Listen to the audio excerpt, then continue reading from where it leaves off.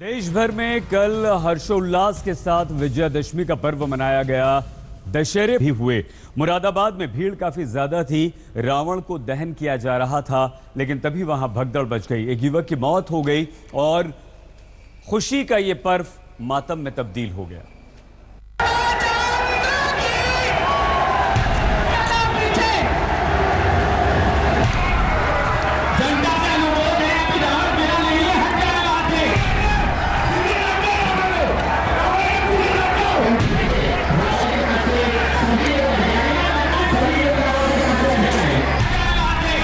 मंच से बार बार लोगों को चेतावनी।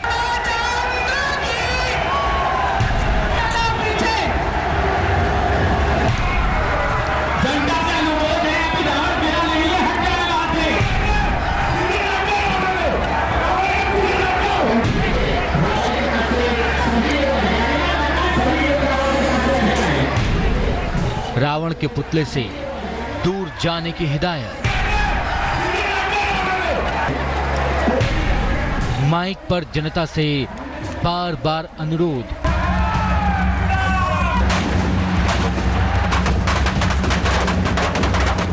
लेकिन आस्था जब उन्माद का रूप ले लेती है तो फिर वही होता है जो मुरादाबाद के लाइन पार इलाके में रावण दहन के दौरान हुआ।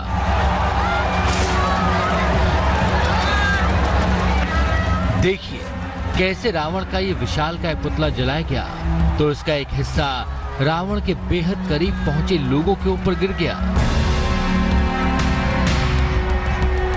इस दौरान भी माइक पर लगातार लोगों से रावण के पुतले से दूर रहने की अपील की जा रही थी, लेकिन लोगों पर अनाउंसमेंट का कोई असर नहीं हो रहा था।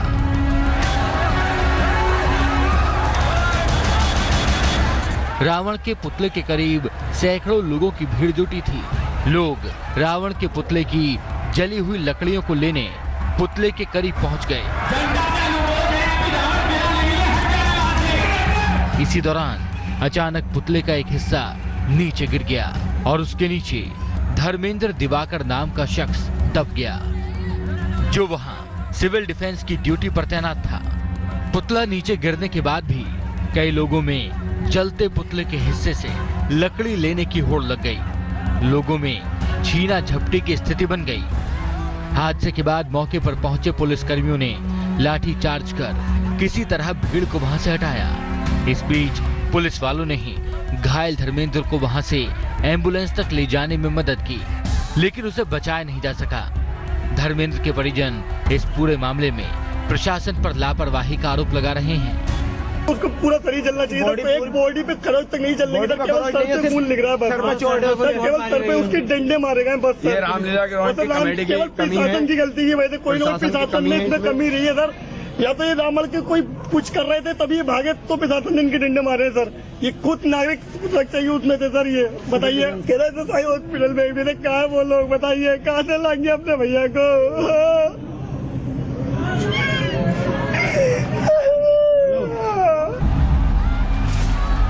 इस हादसे में एक अन्य शख्स के घायल होने की भी खबर है, जिसे अस्पताल में भर्ती कराया गया है। वहीं प्रशासन ने इस पूरे मामले में 30 साल के धर्मेंद्र दिवाकर के परिजनों के लिए 7 लाख रुपए के मुआवजे का ऐलान किया है।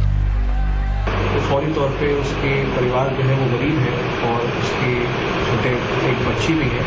इसके लिए प्रशासन और पुलिस ने सहायतार्थ और यहाँ के स्थानीय लेवल पे 7 लाख रुपए की मदद करने की घोषणा करी है और उसको जल्द ही ये पैसा उपलब्ध करा दिया जाएगा। इसके साथ साथ शासन को भी इस पूरे मामले के बारे में अवगत करा दिया गया है और शासन से इसके लिए मदद सीख की जा रही है। इस पूरे हादसे के बाद कई सवाल भी उठते हैं। आखिर रावण के पुतले के आसपास सुरक्षा घेरा क्यों नहीं बनाया गया था? क्यों मौके पर फायर ब्रिगेड का इंतजाम नहीं था? पुलिस ने व्यवस्था कायम करवाने में इतनी देर क्यों लगाई?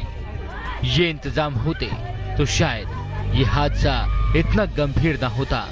शरद गौतम, मुरादाबाद, आज तक। उत्तर प्रदेश के मुरादाबाद में गंभीर हादसा हुआ।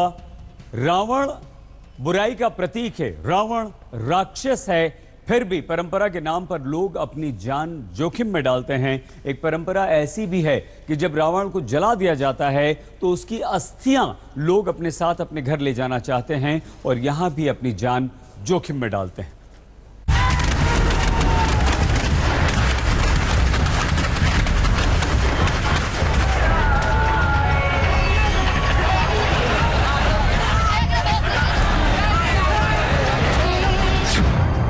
रावण की अस्थियों की लूट।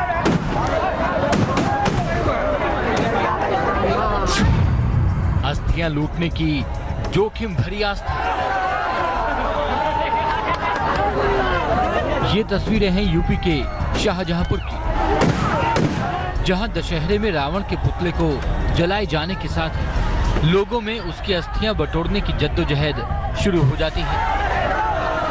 इस दौरान लोग जलते रावण के पुतले से ही अस्थियां खींचने लगते हैं। आप देख सकते हैं कैसे ये शख्स जलते पुतले और धमाकों की आवाज के बीच अस्थियां लेने के लिए जान जोखिम में डाल रहा है। सिर्फ ये शख्स ही नहीं, ऐसे कई और लोगों को आप तस्वीरों में इस तरह जान जोखिम में डाल अस्थियां जुटाते देख सकते हैं। इस दौरान कई बार लोग खुद को जला भी बैठते हैं। दरअसल रावण की अस्थियां जुटाने के पीछे एक पौराणिक मान्यता है। जब रावण एक प्रकांड विद्वान ब्राह्मण था, उसने अनेक शंकर जी के, शिव जी के भक्त होने के कारण अनेक स्तोत्रों का निर्माण किया, रचना की। उस स्तोत्र की शक्ति उसके अस्थियों में विराजमान थी। अतः इसी कारण से लोग उसकी अस्थियों को चुनते हैं और अपने दरवाजे पर अपनी चारपाई की चौखट में से लगाते हैं। इससे बच्चे को डर नहीं लगता है, भूत प्रेत आदि की बाधाएं नहीं उत्पन्न होती हैं और घर में कीड़े मकोड़े जीव जंतु आज से उससे दूर रहते हैं। ये मुख्य कारण उसका रहा जाता है। मान्यता के लिए लोग अपनी जान को भी जोखिम में डालने से बाज नहीं आ रहे। सवाल यह है कि इस दौरान कोई हादसा हो गया तो उसकी जिम्मेदारी कौन लेगा। विनय पांडे, शाहजहांपुर, आज तक।